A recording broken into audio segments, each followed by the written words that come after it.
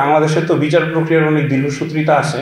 তো আপনাদের এই জাস্ট আপনারা যে আন্দোলনটা করছেন, আন্দোলনটা যদি না করা হতো আমাদের হয়তো বা 4 থেকে 5 মাস আসলে জেলের থাকা লাগতো। ইসমাইল ভাইকে যারা হত্যা করছে তাদেরকে যেন খুঁজে বের করে তাদেরকে যেন শাস্তি দেওয়া হয়। এটা আসলে খুবই গুরুত্বপূর্ণ একটা ইস্যু যে আপনি যারা হত্যা করছে তাদেরকে আপনি খুঁজতেছেন না, নতুন একটা অ্যাঙ্গেল ক্রিয়েট করে চিকিৎসকদেরকে চিকিৎসকদেরকে এখানে ছোট করা হইতেছে। আমি 4 দিন ডেল্টা হসপিটালে জুলাই মাসে কাজ করেছি, 18, 19, 20, 21। কোনো পেশেন্টকে আমরা without any kind of treatment কিন্তু কোনো পেশেন্ট আমাদের হসপিটাল থেকে যায় নাই।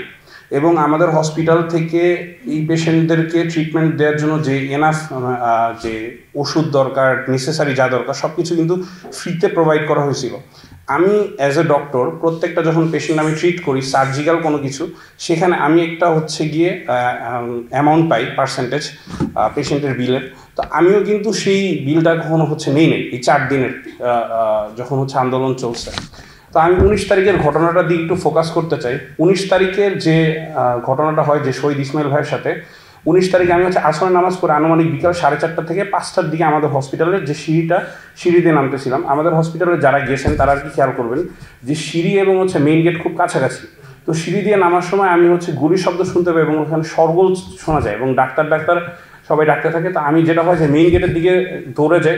তো মেইন গেটের দিকে দৌড়ে যাওয়ার পরে তখন আমি দেখতে পাই যে একজন পথচারী মৃত অবস্থায় আছে এবং গুলিতে যেটা হয় যে তার গুলিতে কপাল থেকে মাথার পিছন পর্যন্ত যে খুলি আছে সেই খুলিটা উড়ে গেছিল। আমি আপনাদেরকে বোঝানোর জন্য এই ছবিটা একটুখানি দিচ্ছি, আপনারা দেখলে একটু ভালো মতো করে দেখতে পারবেন যে ওনার এই কপালের সামন থেকে একদম পিছন পর্যন্ত ওনার এই স্কাল বা খুলির অংশটা উড়ে গেছে।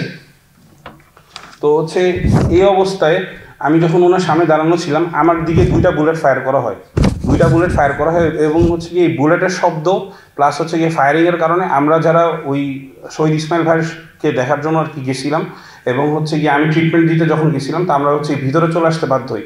তার কিছুক্ষণের মধ্যেই কয়েক মিনিটের মধ্যেই পুলিশের একটা দল আসে।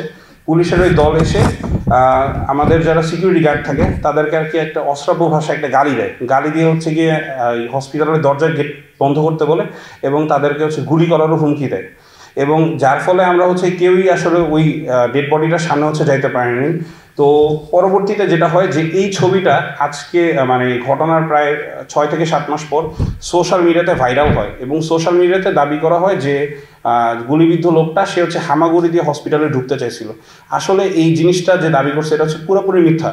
ওনার যেভাবে আর কি গানশট ইনজুরি ছিল এবং উনি সাথে স্পট ডেড ছিলেন। আমার ওইখানে আমি উপস্থিত ছিলাম এবং ওনার হামাগুড়ি দেওয়ার মতো কোনো অবস্থা ছিল না। উনি ছিলেন গুলি লাগার সাথে সাথে উনি মৃত ছিলেন, ডেড ছিলেন।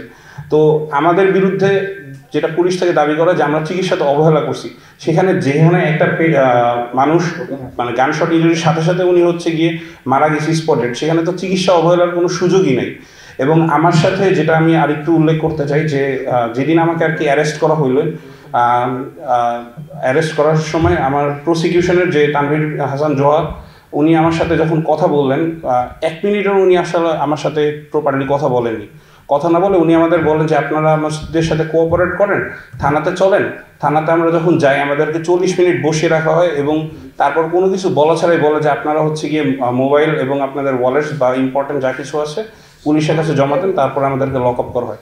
অর্থাৎ আমাদের যে একটা প্রপার আমাদের কাছ থেকে এক্সপ্লেনেশন শোনা, কি হয়েছে সেটা জানা, তাদের মধ্যে এরকম ইচ্ছার আমি আসলে ঘাটতিটা দেখছি।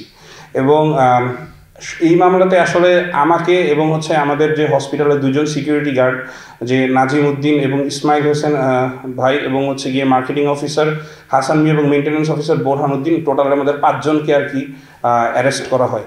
এবং এই অ্যারেস্টের ফলে যেটা হয় যে আসলে বাংলাদেশে তো বিচার প্রক্রিয়ার অনেক দীর্ঘসূত্রিতা আছে। তো আপনাদের এই জাস্ট আপনারা যে আন্দোলনটা করছেন, আন্দোলনটা যদি না করা হতো আমাদের হয়তো বা 4 থেকে 5 মাস আসলে জেলের থাকা লাগতো। আমি আপনাদের কাছে আসলে এই কারণে অশেষ কৃতজ্ঞ থাকবো আমার সারাটা জীবন যে আপনাদের আসলে এই আন্দোলনের কারণে, আপনারা আমার পক্ষে কথা বলার কারণে বা এই 5 জন লোকের জন্য কথা বলার কারণে আমরা আসলে জেল থেকে খুব তাড়াতাড়ি আপাতত জামিনে বের হয়েছি। তো আমি যেটা দাবি করতেছি যে আমাদের এই মামলা থেকে যেন গিয়ে প্রপারলি অব্যাহতি দেওয়া হয়, কারণ আমাদের দিক থেকে তার জন্য কোনো চিকিৎসার ঘাটতি কোনো কিছুই ছিল না শহীদ ইসমাইল হোসেনের জন্য। এবং সাথে আমি দাবি করতেছি যে শহীদ ইসমাইল ভাইকে যারা হত্যা করছে তাদেরকে যেন খুঁজে বের করে তাদেরকে যেন শাস্তি দেওয়া হয়। এটা আসলে খুবই গুরুত্বপূর্ণ একটা ইস্যু যে আপনি যারা হত্যা করছে তাদেরকে আপনি খুঁজতেছেন না, নতুন একটা অ্যাঙ্গেল ক্রিয়েট করে চিকিৎসকদেরকে চিকিৎসকদেরকে এখানে ছোট করা হইতেছে। এবং একটা কথা মনে রাখতে হবে যে জুলাই গণঅভ্যুত্থানে চিকিৎসকরা কিন্তু আসলে একটা মেইন ওয়ার্কিং ফোর্স ছিলেন। তারা যদি গিয়ে মানুষদেরকে সেবা না দিতেন তাহলে কিন্তু হয়তো অনেকেই এই ভয়ে রাস্তায় বের হয়ে আসতে পারতো না যে তারা সেবা পাবে না। তা আমাদের যে আসলে জুলাইয়ের বিপ্লবে যে একটা গৌরবোজ্জ্বল ভূমিকা আছে, আমার মনে হয় চিকিৎসক সমাজের উচিত সেটাকে অনেক বেশি হাইলাইট করা। আমরা আসলে করোনাতে অনেক বেশি সেবাদান করেছি, তারপরেও কিন্তু আমরা রিয়েল হিরোর ভূমিকা মিডিয়াতে পাইনি। আমার চিকিৎসক সমাজের সবার কাছে, সাংবাদিক ভাইদের কাছেও দাবি থাকবে, আপনারা একটু যারা আমরা ইমার্জেন্সিতে কাজ করেছি, বিভিন্ন প্রেশারের মধ্যে ছিল, পলিটিক্যাল প্রেশার ছিল, পুলিশের প্রেশার ছিল, তারপর আমরা যারা সেবা বন্ধ করি নাই তাদের জন্য আপনারা একটু কলম ধরবেন, তাদের জন্য আপনারা একটু লিখবেন আপনাদের দায়বদ্ধতা থেকে। এবং চিকিৎসক সমাজের সাথে পেশেন্টের কিন্তু একটা খুব ভালো সম্পর্ক থাকা উচিত। আপনারা যখন গিয়ে চিকিৎসকদেরকে গ্লোরিফাই না করেন, চিকিৎসকদেরকে নেগেটিভিটি তুলে ধরেন চিকিৎসকদের, তখন পেশেন্টরা আমাদের উপর ট্রাস্ট হারায় ফেলে।